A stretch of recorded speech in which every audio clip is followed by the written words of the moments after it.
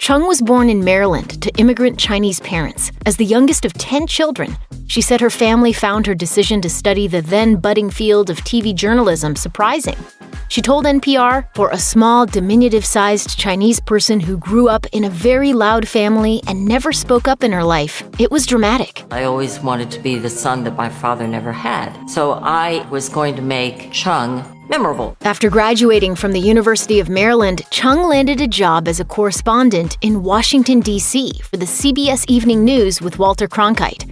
It was there that she proved her knack for chasing the story. She recalled an impromptu interview with President Richard Nixon during the height of the Watergate scandal, telling Watch What Happens Live. And I happened to be walking into the White House, and he's just standing there, and he was underground. He wouldn't say a word. She went on the air that night with an exclusive scoop.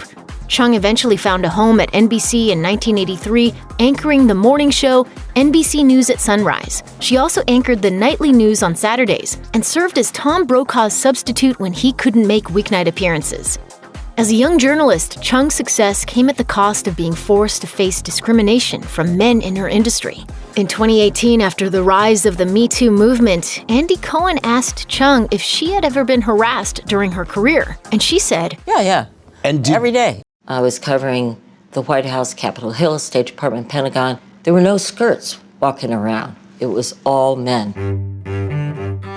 The men really wanted to put the women through a hazing period. You're stupid, you don't know what you're doing, this is yellow journalism, you slant the news. I mean, it just went on and on. I came to the stark realization that I'm just gonna have to try 100 times harder to try to prove myself. I was the first woman to co-anchor the news at CBS.